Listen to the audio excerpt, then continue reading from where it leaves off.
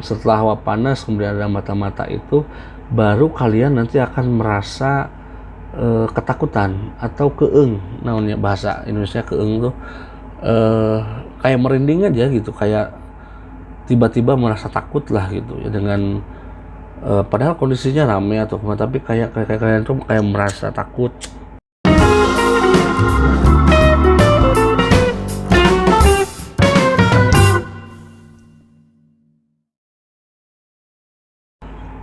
Kalau bertemu lagi bersama saya Kang Afan, di video kali ini saya coba bahas tanda-tanda bahwa rumah kita itu ada yang mengirim santet atau teluh gitu. Nah, sebetulnya kalian percaya gak sih bahwa sihir, teluh, santet itu ada? Ini sebetulnya berawal dari ketika di sejarah Nabi itu, bahwa Kanjeng Nabi itu pernah kena sihir oleh sihir orang Yahudi gitu. Dan waktu itu Jibril yang langsung memberitahukan, dan di situ suruh baca ayat Al-Ikhlas gitu, Qul huwallahu ahad, kemudian Qul yang tiga itu gitu ya. Nah, dari sini sebetulnya tukang sihir itu ada gak sih, atau tukang teluh itu ada gak sih? Banyak kalau saya bilang sih. Nah, ada beberapa ciri ketika kita itu, yang saya alami ya, kita itu sedang dikirim sihir gitu ya. Yang pertama itu kondisi rumah itu biasanya hawanya cukup panas. Panas tuh ngaheab lah, kalau bahasa Sundanya tuh ngaheab, tiba-tiba ngaheab, tapi panasnya tuh bukan panas cuaca gitu, jadi bukan ngaheab cuaca. Nah, kalau kalian merasa hal yang seperti itu patut waspada ya, perbanyak berdoa saja gitu. Nah, itu biasanya berawal dari hawa panas. Biasanya itu dia kecenderungan secara pengaruhnya hal-hal positif itu biasanya suka malas. Kita jadi malas beribadah, kita jadi malas segala macam, kemudian gampang emosi orang rumahnya itu. Biasanya itu karena dia si hawa panas itu dia menyedot energi positif yang ada di rumah gitu. Nah, kalau bentuknya sendiri kalau yang saya temukan itu biasanya dia bukan makhluk ya, tapi dia berbentuk kayak bola, kayak energi gitu ya, kayak apa sih, kayak bola energi gitu lah, tapi dia panas, berputar, kecil sih biasanya, nggak terlalu besar. Kalau bentuknya seperti itu gitu. Nah, setelah hawa panas itu muncul, nah kemudian biasanya hawa panas itu muncul sebetulnya ada makhluk kiriman yang gak terlalu, energinya gak terlalu besar sebetulnya, tapi dia cenderung memata-matai pemetaan orang rumah seperti apa gitu. Jadi dia nyari celah biasanya, tapi dia gak nyerang sebetulnya, dia hanya mata-mata saja.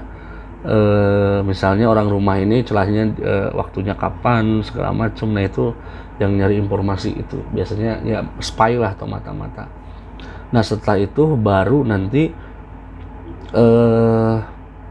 setelah hawa panas kemudian ada mata-mata itu, baru kalian nanti akan merasa ketakutan atau keeng. Namanya bahasa Indonesia keeng tuh kayak merinding aja gitu, kayak tiba-tiba merasa takut lah gitu ya, dengan padahal kondisinya ramai atau apa, tapi kayak kalian tuh kayak merasa takut, merasa dibayang-bayangi gitu. Nah, itu tahap itu biasanya itu sudah sudah makhluk yang dikirim gitu ya, udah yang memang mau masuk gitu. Nah, hal seperti itu dia tidak bisa masuk ketika kita itu dalam kondisi yang sempurna, artinya secara fisik tidak memiliki kekurangan atau penyakit lah. Kalau lagi sehat, sehat walafiat 100%, lagi fit banget, itu biasanya cenderung mereka tidak akan bisa sampai berdampak gitu. Nah, tapi kalau misalnya ada cacat sedikit atau kita ada sakit misalnya flu misalnya, nah itu maka flu-nya itu jadi berat, sakit kepala, kemudian pundak merasa berat, badan terasa berat, itu pegal-pegal. Nah itu biasanya jadi mereka itu hanya mengepus gitu ya, ngepus penyakit bawaan kita gitu. Misalnya kalau kita punya asam urat, ya asam uratnya yang naikkan. Kalau misalnya kolesterol, ya kolesterolnya yang dinaikkan gitu. Jadi kalau kitanya sehat 100% sih mereka nggak bisa apa-apa gitu. Karena jin itu kan sifatnya energi, dan jin juga punya kehidupan yang sama seperti manusia. Dia punya perlu makan segala macam. Nah sehingga biasanya dia itu pasti ada tumbal dulu ataupun sesaji dulu, biasanya kalau dukun itu kan untuk menyuruh jin itu.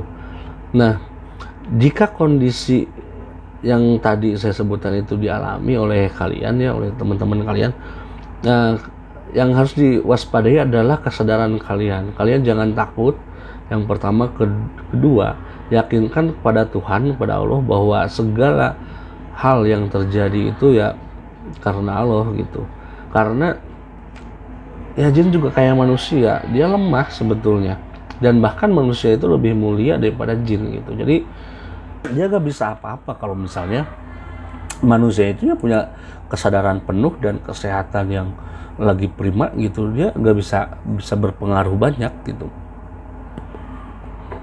Jadi dia hanya mampu mengklaim aja bahwa oh dia sakit karena gini. Sebetulnya enggak.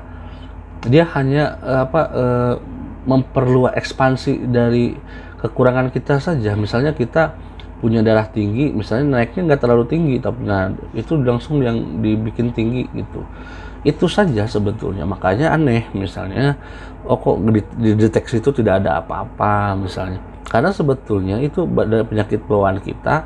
Kalau kitanya memang tidak memiliki penyakit bawaan itu tidak bisa gitu. Kemudian apakah jin itu bisa membunuh manusia? Bisa saja, tapi belum tentu bisa mengatur jadwal kematian manusia gitu loh. Jadi membunuh mungkin bisa, tapi bisa sukses atau tidaknya itu tergantung takdir Allah. Jadi kalau memang umur kitanya memang sudah demikian ya, maka bisa jadi dengan perantara teluh, sihir, santet itu ya kita menjadi meninggal. Tapi hakikatnya itu adalah takdir kita gitu. Nah kalaupun misalnya takdir kita memang diserang oleh misalnya 100 dukun misalnya, atau kalian misalnya diserang oleh berbagai dukun dari berbagai penjuru misalnya, tapi takdir kalian ya umur kalian masih panjang, bagaimanapun itu tetap tidak bisa gitu. Jadi tetap takdir itu ada kan di rukun iman. Jadi kita harus meyakini bahwa qada dan qadar itu, takdir itu ya Allah yang menentukan. Makhluk tidak ada yang mampu merubah itu gitu. Nah dari situ kalau terjadi seperti yang saya sebutkan tadi, maka kalian banyak berdoa. Ingat kesadaran kalian itu harus harus manteng, harus tetap sadar kepada Allah Subhanahu Wa Taala, sehingga hal-hal yang demikian itu dijauhkan dari kalian. Jaga wudhu, jadi tetap kita harus dalam kondisi suci gitu ya. Nah kemudian banyakin berdoa. Apa yang kalian bisa untuk berdoa, yaitu berdoa, karena doa itu sangat penting bagi makhluk jin. Itu doa itu sangat berpengaruh sekali gitu ya. Kan Allah itu pasti mengabulkan doa gitu ya. Makanya kalian dengan doa itu insya Allah sebetulnya pasti kita akan selamat gitu.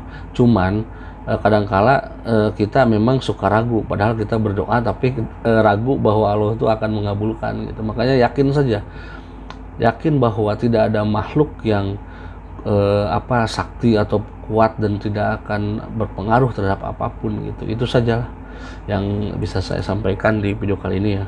Mudah-mudahan bermanfaat.